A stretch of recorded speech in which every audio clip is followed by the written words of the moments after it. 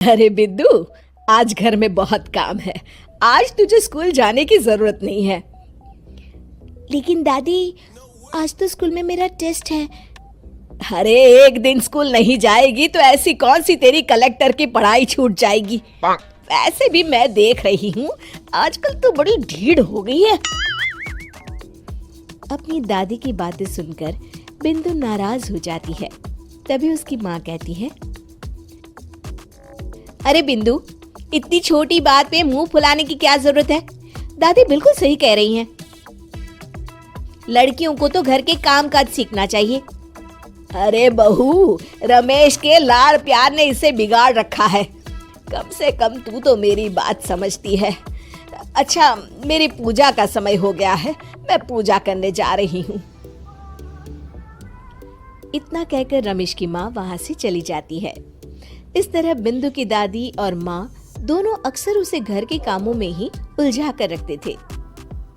कुछ दिनों के बाद राजू और बिंदु के 10वीं के रिजल्ट्स आते हैं। दोनों बच्चे दादी को अपना अपना रिपोर्ट कार्ड दिखाते हैं। शाबाश मेरे लाल, तू तो बड़े अच्छे नंबरों से पास हुआ है।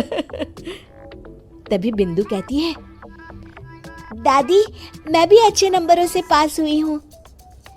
रमेश की माँ बिंदु को अनदेखा करते हुए कहती है, हाँ हाँ ठीक है, अभी यहाँ खड़ी क्या कर रही है, सुन लिया मैंने।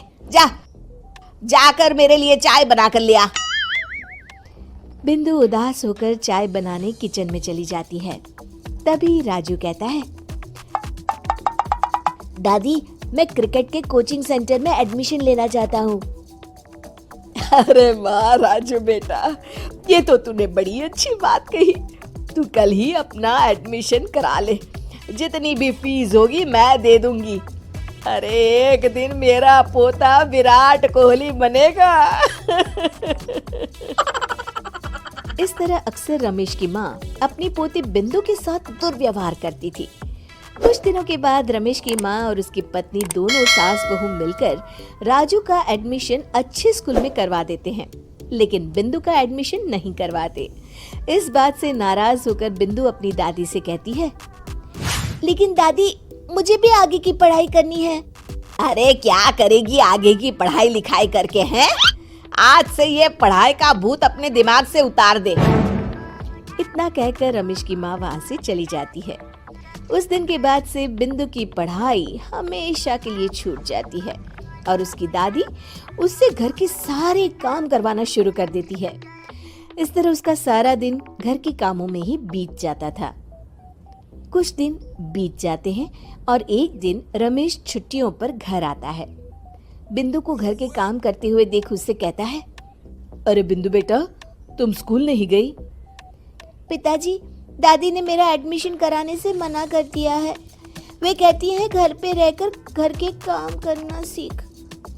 अपनी माँ का ये बर्ताव देख रमेश को बहुत गुस्सा आता है और वो अपनी माँ से कहता है, माँ, ये तुमने क्या किया? आगे की पढ़ाई के लिए स्कूल में बिंदु का एडमिशन क्यों नहीं करवाया? अरे बेटा, लड़की जात है, ज्यादा पढ़ लिख कर क्या करेगी? वैसे भी शादी के बाद तो इसे घर के ही काम करने हैं ना।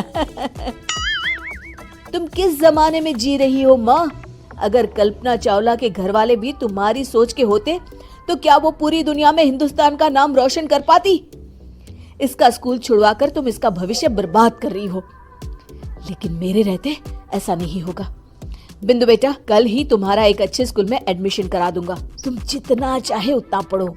मेरे होते हुए तुम्हें किसी बात की चिंता करने की जरूरत नहीं है। अपने पिता से हौसला पाकर बिंदु खुश हो जाती है और कहती है, जी पापा, मैं खूब मन लगाकर पढ़ाई करूंगी और बड़ी होकर डॉक्टर बनूंगी। ये हुई ना बात। शाबाश मेरी बेटी। शिक्षा, लड़का हो या लड़की, हमें दोनों को आगे बढ़ने का मौका देना चाहिए।